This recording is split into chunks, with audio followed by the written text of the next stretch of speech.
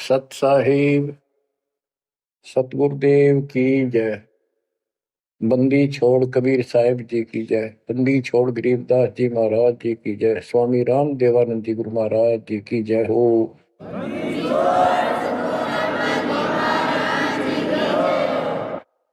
सर्व संतों की जय, सर्व भक्तों की जय, धर्मी पुरुषों की जय।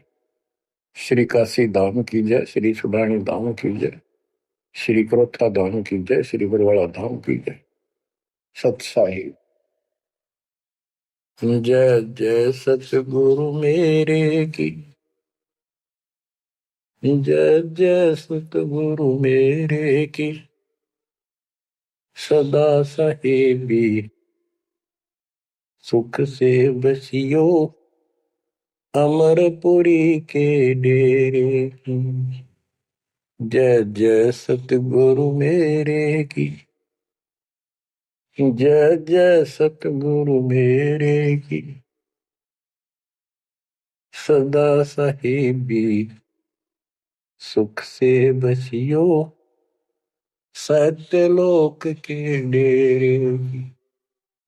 सदा साहेबी सुख से बसियो सत्यलोक के डेरे की। निर्विकार निर्भय तू ही और सकल बेमान। जी साधो और सकल बेमान। सब पर तेरी साहिबी सब पर तेरी साहिबी। तुझ पर साहिब ना निर्विकार निर्भय। बच्चों, परमपिता परमात्मा कबीर जी की असीम रजा से आज आप अपने घर की जानकारी प्राप्त कर पाए हो। ये सामान्य बात नहीं है जो दास आपको बता रहा है, क्योंकि आपने कभी सुनी नहीं थी। ये बातें कहीं स्वप्न भी नहीं था कि ऐसा भी कुछ है। जब तक इस गंदे लोक में हम जिसको सुख मान रहे हैं,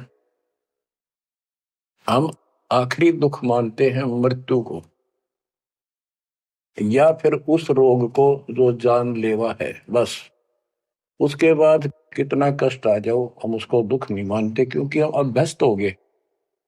इस कष्ट को झेलने की आदत बन गई।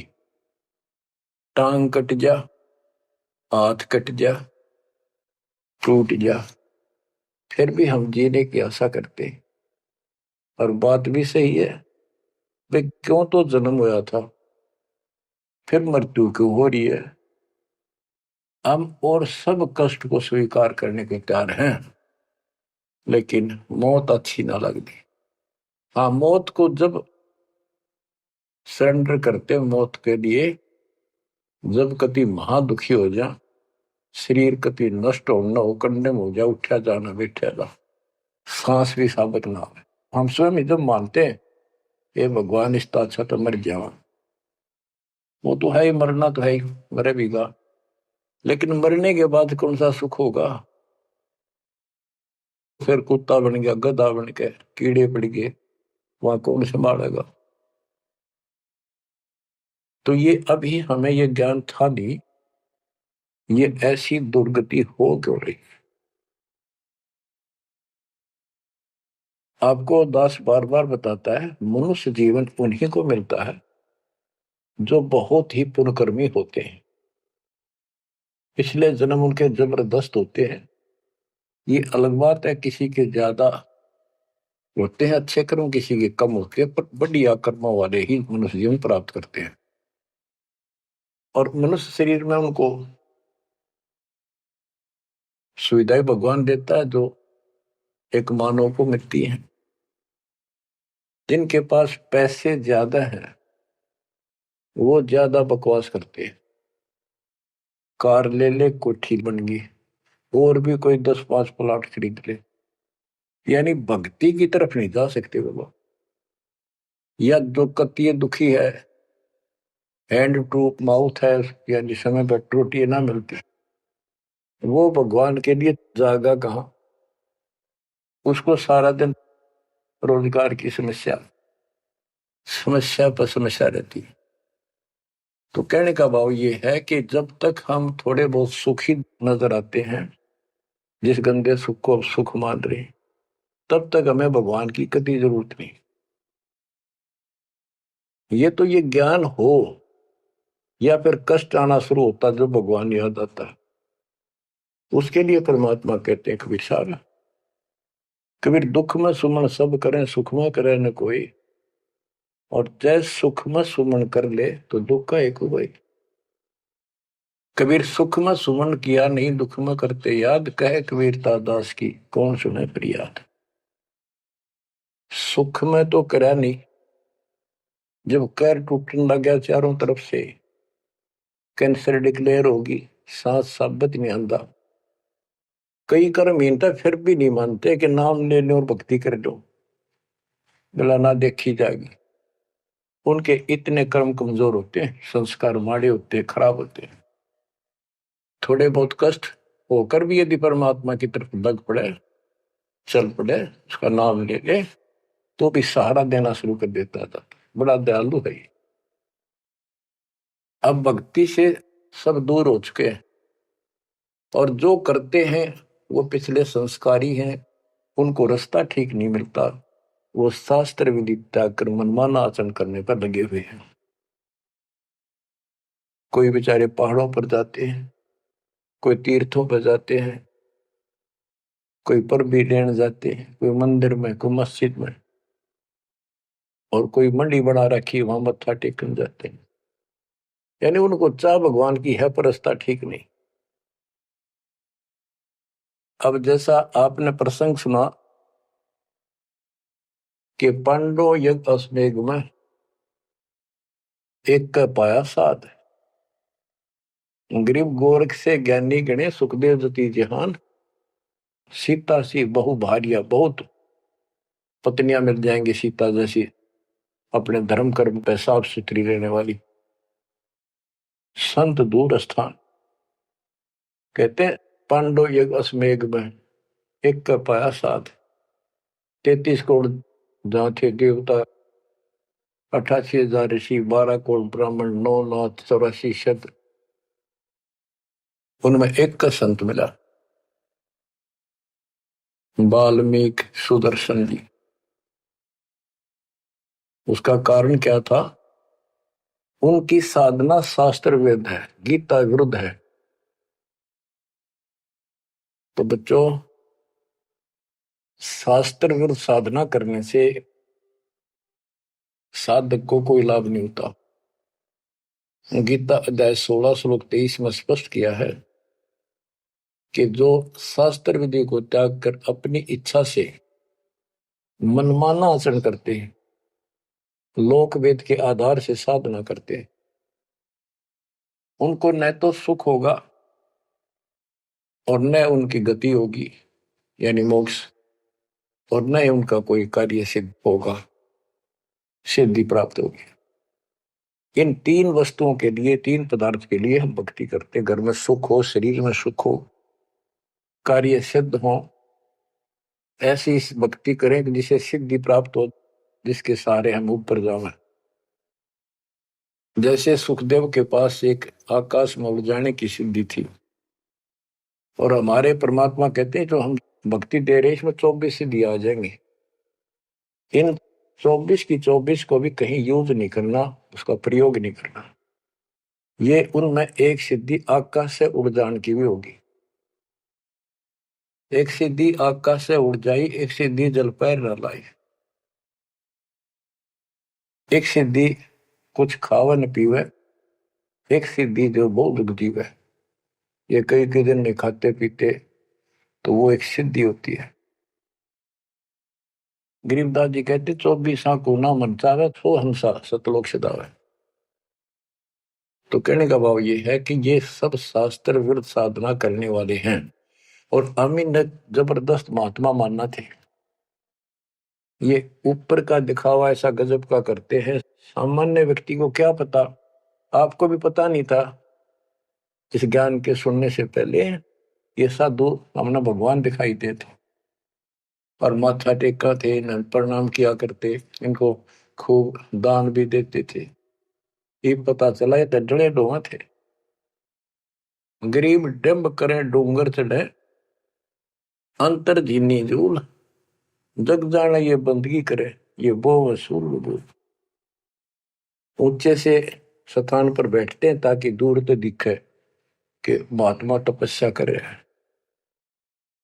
या पहाड़ों पर चले जाते हैं क्यों लोग भी भटक रहे हैं भगवान के लिए। साधु मिल जाए, कोई आशीर्वाद दे दे, घर में बरकत हो जाए, नो हो जाए, नो हो जाए, तो आशीर्वाद लेने जाया करते और वो जंगलों में साधुओं में ढूंढा करते।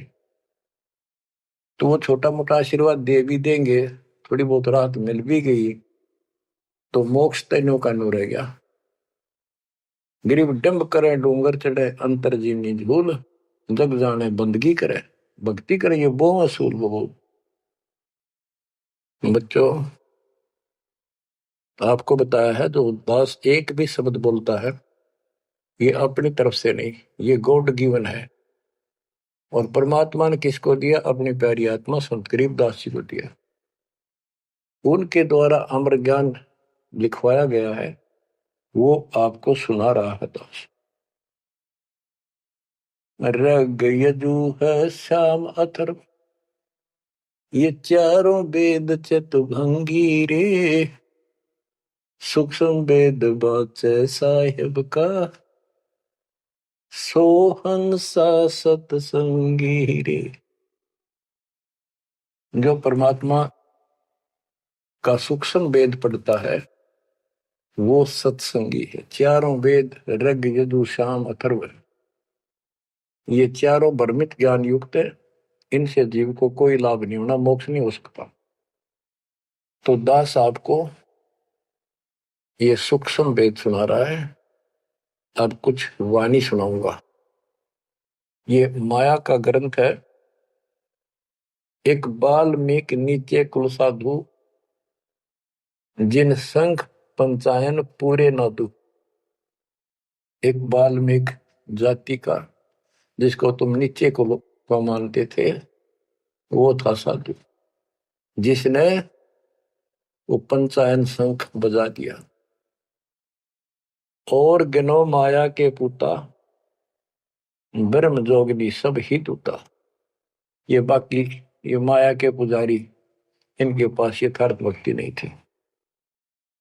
चंद सूर केतक साई, जिनके आगे ये बड़े गदाई, नूरी दीपक धरे चिरागा, काल करंजन को उठ लगे। नूरी अंग विनस है भाई, माटी के किस गिनती माई।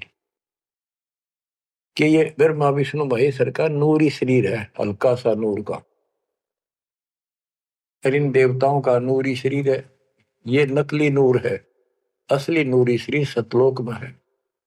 काल ने दुर्गा के माध्यम से यहाँ उस सतलोक वाली सारी डुप्लीकेट वस्तु बनवा रखी है। कति नो क्यों मिलते जुलते स्त्री पुरुष ऐसे ही है, लेकिन वहां ओरिजिनल शरीर है, बिल्कुल अविनाशी शरीर है। यहाँ कहते ब्रह्मा विष्णु महेश के नूरी शरीर है। ये नूरी अंग विनसय है भाई, माटी के किस गिनती माही। जब ये ब्रह्मा विष्णु महेश जैसे मरेंगे तो ये मिट्टी के जो हमारे हैं, तुम्हारे मनुष्य के, ये कौन से खाते में है कि तुम ना मरोगे। और फिर क्या कहते हैं? ऐसे भरम ना भूलो लोई, इनकी ओट न उभरे कोई। जिनकी देवताओं की, ब्रह्मा विष्णु महेश की, देवी की, काल की तुम आड़ ले रहे हो, शरण लिए बैठे हो, ऐसे भ्रम न भूलो लोई, इनकी ओट न उभरे कोई। कोई पार नहीं हो सकता, किसी का कल्याण नहीं हो सकता। यही 84 लाख योगियों पर कष्ट उठाते रहोगे। अब क्या कहते हैं? या तो 56 कोटि सहारे, और करी ठगोरी क्षण में मारे। 5 तत्व त्रिगुण की पूर्णी, आवे ब्रह्मा विष्णु महेश्वर जो। ये ब्रह्मा विष्णु महेश भी जन्म मरण के अंदर आवेंगे। बच्चों, यदि आपको पहले तैयार ना कर रखा होता ना सारे प्रमाण देके, तो आप कतई नहीं सुनते। अगले दिन आप कतई कान का नहीं लाते यूट्यूब के चैनल को, जो कहो झूठ बोल रहा है। और आज आपके घीसा गल्ला है कि गजब अजब कतई साची सारी। और ये 300 वर्ष पहले संत गरीबदास ने लिखे कदर गए थे। उन्होंने प्रचार नहीं किया, उनको पता था कि इस ग्रंथ में और पाट देंगे जय ईब गणा प्रचार कर दिया था। आग ला देते इसके पहले जो इतना गहराई से कोई बतानिया होता था। और अब ओए होए, ये जो दिल करता है सुने जावा कितनी गजब की सच्चाई और पढ़े जावा। देखो बच्चों कितना अंतर हो गया। अज्ञान के कारण हम अपने खजाने न छोड़े फिरा थे। चारों युग में संत पुकारे को कहा हम हेल रे, हीरे माणिक मोती बरसे ये जग चुकता ढेल रे। हम डले इकट्ठे करा थे, डले कंकर शास्त्र विरुद्ध साधना करके। और ये हीरे माणिक मोती है, ये है वह सच्चाई रूपी हीरे मोती, ये वर्षन लायक रहे। और सच्ची भक्ति अब क्या बताते हैं, ऐसे भ्रम ना भूलो लोई, इनकी ओट न उभर कोई।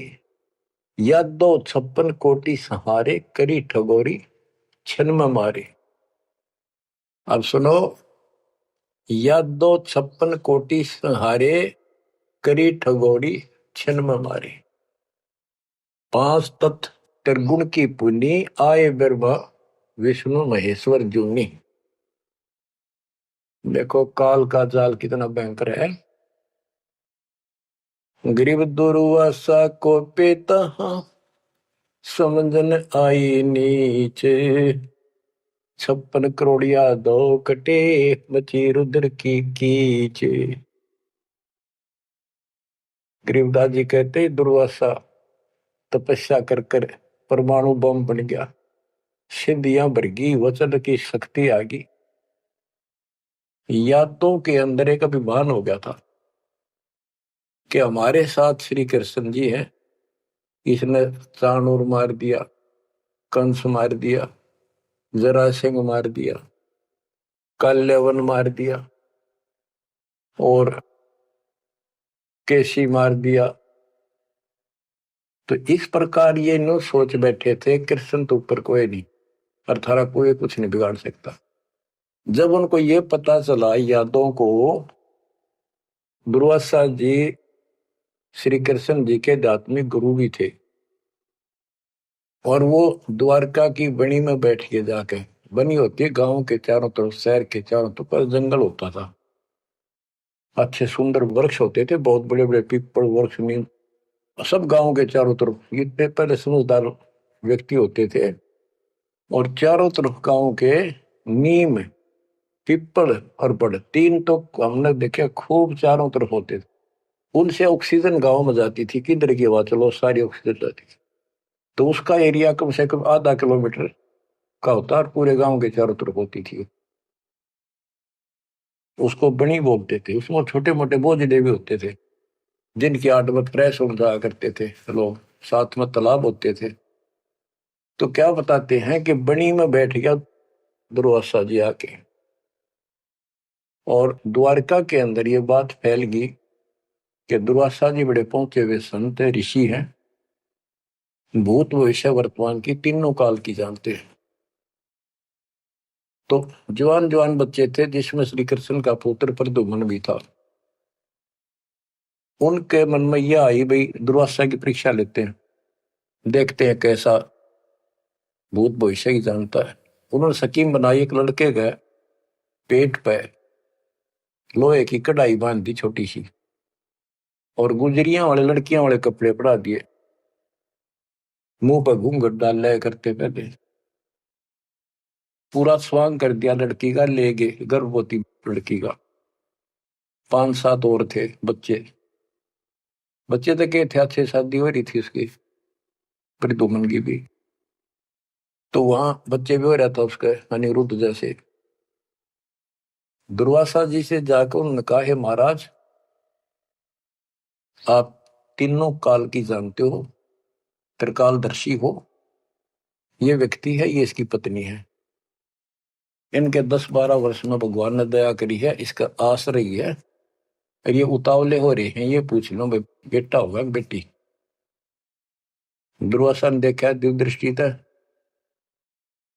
गुस्सा में होगा, लाला कर ली, अब ये तो मजाक कर दिया। तो गुस्से में आगे कहने लगा, यह दो कुल का नाश होगा इससे, जो गर्भ है इससे। इस बात से जब गुस्सा हुआ तो भाग गए बच्चे। सारी नगरी में बात फैल गई कि बच्चों ने मजाक कर दिया और दुर्वासा ने श्राप दे दिया या दो कुल का नाश होने का। तो उनको पता था, नगरी वालों को, श्री कृष्ण जी हमारे सिर पर कौन क्या बिगाड़ सकता है। फिर भी दुर्वासा का डर भी घना था, इसलिए श्री कृष्ण जी के पास गए और सारी बात बताई कि भगवान, बच्चा ने मजाक कर दिया, गलती तो है इनकी, और दुर्वासा जी ने श्राप दे दिया, समाधान बताओ। कृष्ण जी बोले, भाई दुर्वासा से माफी मांगो जाकर, इन बच्चा ने भी ले जाओ, उनके चरणों में डालो। ऐसा ही किया गया। दुर्वासा बोला, मेरा वचन मुख से निकल गया, वापस नहीं होता, ये नहीं ले सकता मैं, जाओ। वो आगे, अब सुनते रहियो, इस एक कथा से कितनी बात निकलेंगी, जहां हमारा भूल ला रखी थी इन्होंने। कृष्ण जी के पास आए, बहुत ज्यादा दुख हो गया। सारी नगरी में उस दिन भोजन नहीं बढ़ा, इतने दुखी हो गए। श्री कृष्ण जी के पास फिर गए जी, उन्होंने कहा है कि अब मैं कुछ नहीं कर सकता, मेरे मुख से निकल गया सो निकल गया। श्री कृष्ण जी बोले, कैसा करो, ये जो कपड़े बांध रखे थे ना, गाबा ऊपर, कढ़ाई के ऊपर रुई राई थी और फिर नीचे कढ़ाई थी, कढ़ाई न तो घिसा के कति चूरा कर दो उसको, इन कपड़ों को फूक के और वहां डालो प्रभास क्षेत्र में, दूर यमुना के किनारे। तो उन्होंने सब ने जाकर वो कपड़े, उस लड़की का रूप बना था, वो फूक फाक दिए, दरिया में बहा दिए, और वो कढ़ाई के सान ला के नंबर ला दिया उनके।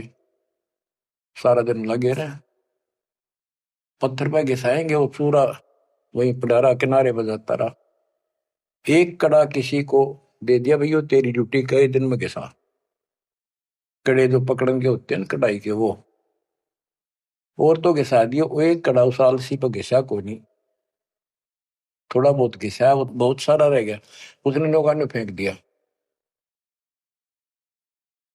तो सबको ये हो गया, बस समाधान बता दिया श्री कृष्ण जी ने, अब कुछ होने का नहीं, सब निश्चिंत हो गया। कुछ वर्षों के बाद आपस में जरा जरा सी बातों पर, आपस में यादों का, आपस में लड़ाई होने लगी। कोई जरा सी कहते लट्ठम लट्ठा मार दे एक दूसरे ने, हाहाकार मच गया नगरी में, अकाल मौत होने लगी, पशुधन नष्ट होने लगे। तो नगरी के व्यक्ति फिर गए श्री कृष्ण जी के पास कि हे भगवान, ऐसा कौन सा पाप उगड़ गया इस नगरी का, किसी ने किसी की बातें नहीं सुहाती, जरा सा बोलते हैं लट्ठम लट्ठा हो जाए, मार डाले, अकाल मृत्यु होने लग रही है। कुछ दया करो, रक्षा करो, कारण बताओ, कुछ समाधान बताओ, हमको धर्म पुण्य कहो, वो कर देंगे। श्री कृष्ण जी बोला, भाई जो दुर्वासा ने श्राप दिया है ना, अब वो फल गया, उसके कारण ये सब कष्ट आ रहे। तो नगरी के लोग बोले, जी कोई समाधान बताओ, आप तो मालिक हो, सारी सृष्टि के रचने वाले हो, आप तो सब कुछ कर सकते हो। कृष्ण जी बोले, ऐसा करो, सारे नर यादव, छोटे छोटे बच्चे, नवजात लड़का भी हो ना, नर, ओनली मेल, सबको ले जाओ प्रभास क्षेत्र में, यमुना में स्नान करो, स्नान करने से तुम्हारा ये दुर्वासा वाला श्राप खत्म हो जाएगा। तो सब ने वह बात माननी थी, क्योंकि गुरु थे वो और भगवान मान रखे थे। सब नवजात शिशु उस दिन भी जन्म हुआ था उस लड़के को भी ले गए और वहां जाके स्नान करने लग गए। नगरी में कवा सुनी सबकी हो रही थी, आंख बड़ा थी एक दूसरे की। और जो कढ़ाई का चूर्ण, लोहे का चूर्ण बना के डाला था, उसके एक घास उग गया तीखे पत्तियों वाला, जैसे डाब होती है कुछ कुसकुसा जैसा, लंबा लंबा पठेरा सा सर जैसे, और इतने तीखे जैसे हम कई बार खेतों में ईख होता ना, ईख के पत्ते बहुत तीखे होते हैं। जरा सी सावधानी ना बरते तो हाथ में काट देते, वो उंगली में पूरा निशान बना देते थे। और वो तो फिर दुर्वासा के श्राप के थे। वहां पर उस सरकंडन पाड़े सर ने और एक दूसरे को मारो, वो तलवार का काम करे, गर्दन कटकर नारी पड़ जाए। वो 56 करोड़ यादव आपस में कटके मर गए, थोड़े बहुत बचे। फिर कृष्ण जी को पता चला जी सारे कटके मर गए, आप तो को तो शराब खत्म हो जाएगा, ये सारा कुल नष्ट हो गया। वहां तो विष्णु पुराण में लिखा है, श्री कृष्ण जी गए और उन मूसल पाड़ के हुए, उसने भी रहे खे यादव खुद मार दिए, काट दिए सबको, अकेला बच गया। और फिर जाके एक पेड़ के नीचे बैठ गया। अब वो श्री कृष्ण ने नहीं मारे, उसमें काल बड़के मारे। जिसकी पूजा करें, जिसका पुत्र था, उससे का नाश कर दिया। फिर क्या बताते हैं, जो बाली मारा था श्री रामचंद्र जी ने एक वृक्ष की ओट लेकर, बाली को मार के सुग्रीव को राज दिया। सुग्रीव ने फिर रामचंद्र जी की हेल्प करी लंका पर युद्ध करने के लिए। वो बाली उसने मारा था धोखा करके, आमने सामने श्री रामचंद्र जी लड़ नहीं सका, उसमें इतनी ताकत थी, 50% पावर खींच लेता था बाली। इसलिए वृक्ष की ओट लेकर सुग्रीव ने बता दिया उसके भाई ने, वृक्ष की ओट लेकर मार सकते हो, वैसे नहीं सामने नाड़ा। वृक्ष की ओट लेकर थोड़ा सा मुंह काटा, तीर ठोक दे। जब 7-8 तीर मारे, जब वो मरा था। फिर बाली ने कहा था जी आपने बहुत बड़ी गलती कर दी, आपका मेरा के रोला था, हमारा भाई भाइयों का झगड़ा था, और फिर लड़ना था, सूरवीर थे, आमने सामने आते, आपको पाप लगा, आपने वो बदला देना होगा। तो रामचंद्र जी ने बताते हैं, कहा कि मैं तेरा बदला दूंगा। श्री कृष्ण रूप में श्री राम जन्मे और वो ये बाली एक बालिया नाम का शिकारी बना। अब क्या था, वो जो एक कड़ा बच्चा था, पूरा घिसा नहीं, वो एक मछली ने खा लिया, कोई खाद्य पदार्थ समझ के, वस्तु समझ के, और वह मछली पकड़ ली उसने, उस शिकारी ने, बालिए ने। उसने जब वह काटी मछली तो उसमें तो चमकीली धातु निकली। वो ले गया सुनार के पास, उसने सोची कोई चांदी दिखा है। सुनार बोला है लोहा बहुत गजब का है, चांदी नहीं है। लोहार के पास ले गया, लोहार से कहा कि इसका यू तीर बना दे मेरा, जहर में बुझा के, तो इसको विशेष रखूंगा, अलग से कोई भयंकर जानवर आ गया, शेर शार, तो उसको मार दूंगा अपने जीवन रक्षा के लिए। तो उसने वो तीर बनवा लिया उस कड़े का, जहर में बुझवा कर, पॉइजन युक्त करवा लिया। वो बालिया नाम का शिकारी सारे दिन से भटक रहा था, उसको शिकार नहीं मिला। और श्री कृष्ण जी वृक्ष के नीचे लेटे हुए थे और उसने अपने एक घुटने पर दूसरा पैर रखा था, तलवार सामने दिखाई देता, उसमें पद्म था और पद्म चमक रहा था, खूब उसकी रोशनी होती है पद्म की, जैसे 100 वाट का बल्ब हो। अब शिकारी ने देखा उस दुर्मट टहनी नीचे तक टिकी हुई थी वृक्ष की, अच्छी खासी वह बढ़िया सी छाया थी, आराम से वो लेटा हुआ था गर्मी से बचाव के लिए। तो उसने दूर से देखा कि मृग बैठा है, हिरण की आंख चमका है, इधर से जाऊंगा तो ये भाग जाएगा, सारा दिन का कोई शिकार मिला नहीं है, खाली जाऊंगा तो फिर खाऊंगा क्या। उसने वहीं से वो विषाक्त तीर मार दिया, पॉइजन युक्त, जहर से बुझा हुआ तीर चला दिया। तो पैर में लग गया आके सीधा उस निशाने पे, पदम के पास। कृष्ण जी पीड़ा के कारण कर रहा है, मर गया रे, मार दिया रे, किसने मार दिया। तो वो शिकारी घबरा गए, तो आदमी मर गया। जल्दी जल्दी चलकर देखा तो ये तो कृष्ण जी है, द्वारकाधीश, सिर पर मुकुट है। तो उसने हाथ जोड़ कर माफी मांगी, हे राजन, मेरे से धोखा हो गया, और मैंने सोचा कि आपके पैर में कोई चमकीला वस्तु लगी है, पदार्थ। मैंने सोचा ये मर्ग की आंख से, और यूं तो जहर से बुझा हुआ तीर था। मालिक, बच्चों को भी माफ कर दो। श्री कृष्ण बोले, भाई कोई बात नहीं, यूं तेरा मैंने बदला दे दिया, तेरा दोष नहीं है, ये होना ऐसे ही था, पूर्व निर्धारित था। तो बादिया बोला, हे भगवान, आप राजा और मैं एक निर्धन व्यक्ति, जंगल में भटकने वाला, आपका और मेरा के हिसाब किताब, क्या बदला हो सकता है।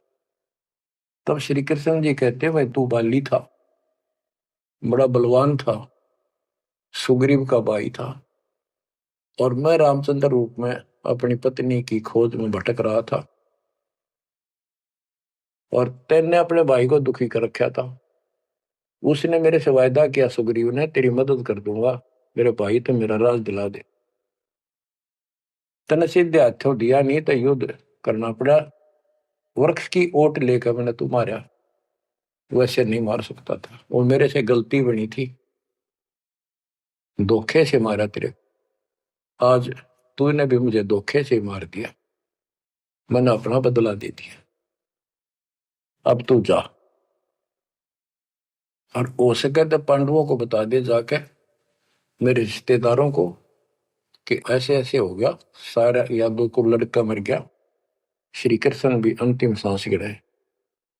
इतने में कुदरती, सारा खेल काल का, वो कुदरती आगे पांचों पांडव कुशल मंगल पूछने के लिए रिश्तेदारों में यहाँ जाते रहते हैं। पता चला नगरी सारी कटका मरी पड़ी है, इधर उधर खोजा, उस बालिए ने बता दिया, उस पारधी ने, शिकारी ने बता दिया, आप किसने खोज रहे हो, कौन हो। वो बोले, हम पांडव हैं, श्री कृष्ण के हम रिश्तेदार हैं, और ये तो नाश हो गया, श्री कृष्ण जी भी ना पाया। उसने बता दिया, ऐसे उस वृक्ष के नीचे पड़ा है, वो अपनी ना बताई गलती के, देखो कितने नौका कहो तो कैसे ग्यार, वो वहां आ गए। तो श्री कृष्ण जी से उन्होंने पूछा, जी क्या कारण हो गया। तक वही ऐसे ऐसे बच्चा ने मजाक कर दिया था, दुर्वासा ने श्राप दे दिया, या तो होनहार थी और होनी थी। अब सुन ले, तुम मेरे खास रिश्तेदार और भगत हो भगवान के, मेरा आपसे बड़ा अच्छा लगाव रहा है, ये मेरी अंत समय की बात सुन लो। तुम इस राज को अपने बच्चे को दे दो, परीक्षित को, और तुम हिमालय में जाकर तप करके शरीर में समाप्त कर दो। तुम्हारे ऊपर महाभारत में किए हुए वो पाप कर्म लगे हुए हैं, तप करने से वो कम हो जाएंगे। अब अर्जुन पे उस समय रुका नहीं गया, क्योंकि गीता बोलते समय उसने कहा था कि तुम्हें कोई पाप नहीं लगेंगे, ये तो मैंने मार रखे, तेरे दोनों हाथों में लाडू अर्जुन, युद्ध में मर गया स्वर्ग जाएगा, जीत गया तो राज करोगे। उस समय अर्जुन बोला, भगवान आप पश्चात ऐसी परिस्थिति में हो, अब ये बात मैंने बोलनी नहीं चाहिए, लेकिन ये परिस्थिति पहले भी आई थी, जब आपने मेरे भाई युधिष्ठिर को दुखी होते को देख के, हमने जो बताया था कि इसको बड़े भयंकर स्वप्न आ रहे हैं, कष्ट है, सारी रात जागता रहता है, खाता नहीं पीता नहीं, बड़ा कष्ट में है, तो आपने बताया था कि तुम्हारे ऊपर वो पाप है जो तुमने महाभारत में बंधुघात किया था, उसके कारण ये कष्ट आया है। उसका समाधान आपने बताया, अश्वमेघ यज्ञ, वो भी हमने कर दिया, अरबों रुपये लाकर। आज आप वही पाप फिर बता रहे हो। हे भगवान, जब क्या कह रहे थे, जब गीता सुनाओ थे, मैं मना करूं था युद्ध नहीं करूं, मतलब मांग कर खा लेंगे, लेकिन आपने मेरे को टिकट नहीं दिया, ऐसा भयंकर रूप दिखाया, मैं डर गया। मैंने सोच लिया था जो युद्ध ना करूंगा तो यूं मारेगा, एक बार और दिखा दिया ऐसा भयंकर शरीर, मेरा तो वैसे हार्ट अटैक हो जाएगा। इस कारण से मैंने युद्ध करना स्वीकार कर लिया। हे भगवान, आपको हो हिमालय चले जाओ, राज छोड़ जाओ, ये कोई सा भी लाडू हाथ में कोई नहीं, ना युद्ध में मरे और ना राज रहा। ऐसा धोखा आपने कराया क्यों? आप तो हमारे खास थे, रिश्तेदार थे, सारा कुछ हो। तब कृष्ण कहता, भाई मुझे नहीं पता वो क्या हुआ यार, क्या नहीं हुआ, मैंने क्या कहा था, अब मुझे कोई याद नहीं, इस स्थिति में नहीं हूं मैं। युधिष्ठिर बोला, अर्जुन इस समय ये बात ना करें, हो लिया जो हमारे भाग में था हो गया। श्री कृष्ण बोला, या कोई नर या दो नहीं बचा है, लेडीज हैं केवल, इनको ले जाओ, इनकी रक्षा करो, अपने साथ ले जाओ वहां पर, या इनको जंगली लोग दुखी करेंगे, इनकी इज्जत लूटेंगे, ले जाना। और मेरे शरीर को फूक के बॉक्स में डाल दियो, बॉक्स में, लकड़ी के में। तो उन्होंने ऐसा किया, फूक के बॉक्स में डाल दिया, उसको दरिया में बहा दियो। तो बच्चों ऐसा ही किया गया। अब चारों पांडव तो आएंगे और अर्जुन की ड्यूटी लाए, तुम सब लड़कियों को लेकर, औरतों को, और आ जाना। तो लेकर अपने घोड़े खच्चर उन्हें बैठा बठू कर चाल पड़े। रास्ते में बिल्ला ने, जंगली लोगों ने उनको घेर लिया, अर्जुन के साथ युद्ध करे, अर्जुन पीटा, अर्जुन पर वो धनुष उठा भी कोई नहीं, जिसने महाभारत के युद्ध में लाखों आदमी मार दिए थे, उठा नहीं, उससे जो खड़ा खड़ा पिटे। वो क्या करा उन दुष्ट लोगों ने, दुष्ट औरतों को ले गए, धन लूट ले गए, और थोड़ी बहुत बची उनको लेकर अर्जुन अपने घर आ गया, वहां इंद्रप्रस्थ आ गया। फिर वो कोस रहा है श्री कृष्ण को, कितने सारे धोखा करे हमारे साथ, नाश करवाना था, युद्ध करवाया, जब तक मेरे में ताकत देती, एक मारू था 10 मरे थे, और आज मेरा हाथ भी ना उठा, धनुष तो दूर की बात है। गीता में ये काल कहता है कि मैं बलवानों का बलवान, बुद्धिमानों की बुद्धिमय ही हूं। वहां तो शक्ति दे दी नाश कराने, वह छीन ली वापस। ऐसे धोखेबाज भगवान की भक्ति करके हमने असंख्यों जन्म नष्ट कर दिए बच्चों। अब बताओ, अब सुनो इस कथा का निष्कर्ष। ना तो पांडवों को स्वर्ग मिला, नरक में पड़े, ना वो राज रहा, और जैसे किसी ने श्राप दे दिया कि 3 ताप के अंतर्गत कष्ट होता है, वो 3 ताप का कष्ट भी श्री कृष्ण जी से समाधान नहीं हुआ। पहले कह दिया कि इसको घिसा के सारे कढ़ाई को, कपड़ों को फूक कर उस चूरे को जमुना में डाल दो, तुम्हें ये दुख नहीं होगा, दुर्वासा का श्राप कष्ट नहीं देगा। वो सारा कर दिया, फिर बोले कि उसमें स्नान कर लो, जमुना में नहाने से सारा श्राप कट जाएगा। वो बेचारे नहा भी लिए, वो श्राप तो कटा कोई ना, वो कट कर मरिए। तो ये नकली जितने संत हैं, नो धोखा दे रहे तुम्हारे साथ, वह ऐसा चढ़ा दो, वहां स्नान कराओ, पर भी में नहा लो, कुंभ का मेला बड़ा, पर भी में नहा लो, मुक्ति हो जाएगी, है उस तालाब में नहा लो, तीर्थ में, वहां मुक्त हो जाएगा। ये नो विरान मट्टी करे, कुछ होना जाना नहीं। तुम कौन राम का जपते जापम, ताते कटे ना तीनों तापम।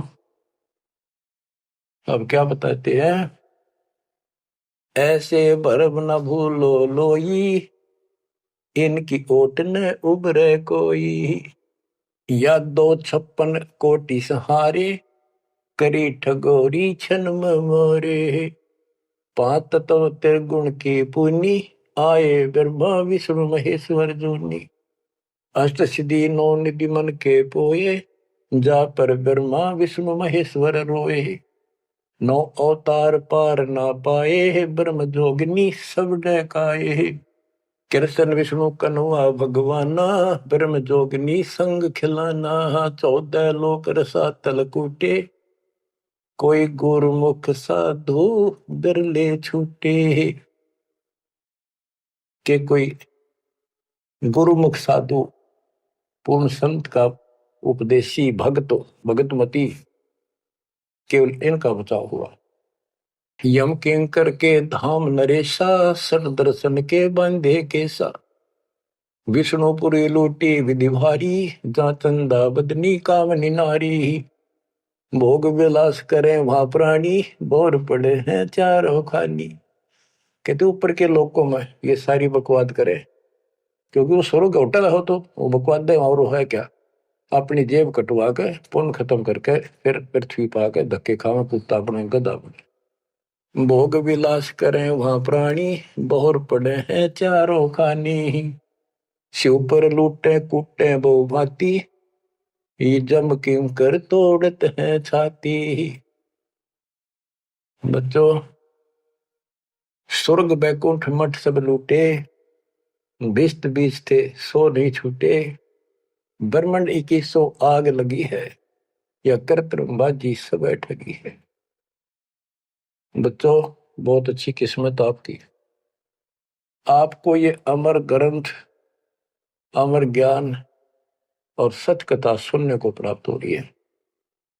कुर्बान हो जाओ, इसको हल्के बना लो। मालिक आपको मोक्ष दे, सदा सुखी रखे। सत्साई।